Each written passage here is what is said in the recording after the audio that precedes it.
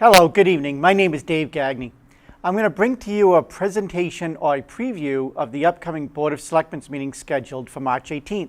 And before we begin, happy St. Patty's Day to all of you.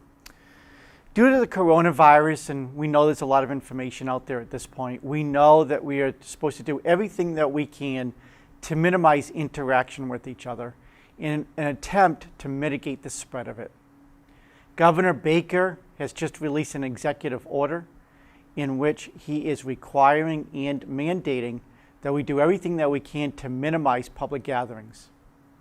Board of Selectmen meetings sometimes can have more than 25 people in the room, sometimes not. And as a result, in order to be able to still conduct our public meetings, the governor's order has given us the opportunity to be able to make sure that all of our boards and committees meet through remote participation rather than in a building that we normally do. As a result, if the public would like to be able to listen live in on the conversation with the Board of Selectmen, they're more than welcome to do so. We videotape with West Bridgewater YouTube Access TV, and you're able to always see those the day after the meeting. However, in compliance with the law, we do have to provide some level of transparency, giving you the ability to be able to listen live or watch live during the telecast. As a result, we have set up a telephone conference system that is posted on the agenda. You can call in, use the access code, and you will then be live listening to the entire conversation.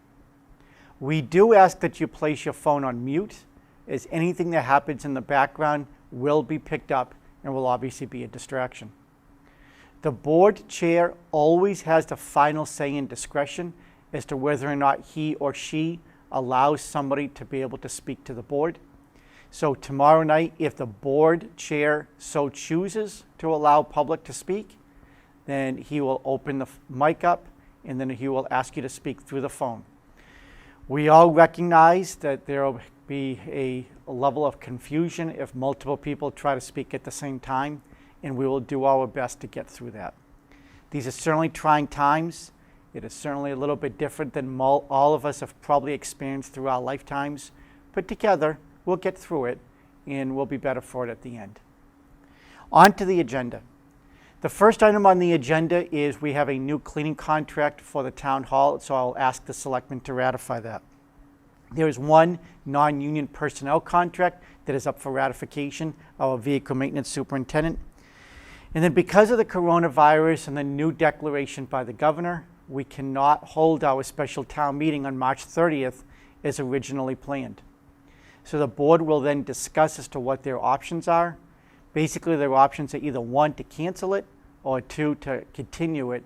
There's some legal nuances depending on which one they choose. So I will run through that with the board and have them take a vote as to what it is that they prefer to do. We will then have our budget hearings. Again, this will be a little bit of a difficult situation. The school committee nor anybody else will be present in the room.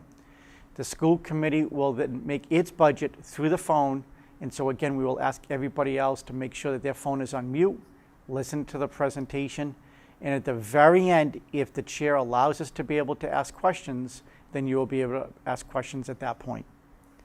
The school budget will go first. The school budget will be followed by the DPW budget, the Conservation Commission budget, and then at 8:15 or thereabouts, all the other budgets listed at that time slot I will handle. A couple of them are smaller budgets, such as the moderator budget or the Historical Commission budget or the sale and weights. A couple of them are larger. Most of the ones that are outside of our control, such as insurances and our benefits budget. The water department needs to receive a waiver from the state in order to be able to discharge more water, and as a result, their withdrawal permit will be before the Board of Selectmen for their approval to send off to Mass DEP. The board will then vote and accept their meeting minutes, and then there will be a discussion amongst all the board members about whether or not we should have GPS in our vehicles going forward. There is a request for a transient vendor application. And after all that is said, because that was the original information that was on the agenda, I will formally ask the Board of Selectmen to declare a state of emergency in the town of West Bridgewater. As of this moment, Tuesday, March 17th, we do not have a confirmed case of coronavirus within the town. We do, however, in a couple of our neighboring towns. And we know that people that are suffering from it, that number is only going to grow over time.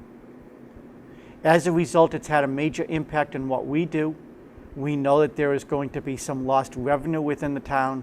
We also know we're going to have to make some decisions potentially on the fly. We may have to do emergency procurements. And at the very end, the real hope is that we will also qualify for state and or federal emergency money. In order to make all of that happen, the local chief executive officer branch must declare a state of emergency. So I'll ask the Board of Selectmen to take that vote. It's important to note that we are only doing this to provide ourselves flexibility, is that there is not an actual declared emergency within town because we have a higher level of people infected in this town versus others. Quite frankly, to the contrary.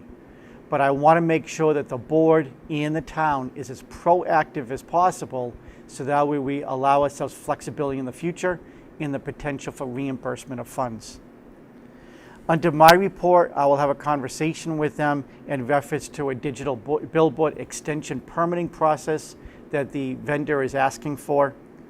And then we will have a long conversation about what the town has done responding to the coronavirus pandemic, what we have done at the administrative level, such as closing buildings to the public, whether or not we should close Friendship Park, which is being highly recommended by Mass DEP and other state agencies, to close all parks, and then to also discuss the potential of future emergency meetings. Again, I know that a lot of people may be anxious. Some people think that this is a lot to do about nothing. I can tell you, however, that the cases do continue to grow, and that I've been on a lot of conversations with Department of Public Health, and also been monitoring information that we receive daily from CDC. It is something we have to take seriously. Not everybody will be infected. Not everybody infected will become critically ill, but a handful of people will. And it's all of our responsibilities to do what we can to try to protect all our employees, all of our residents, and get through this thing together. Thank you very much. I hope you have a good evening.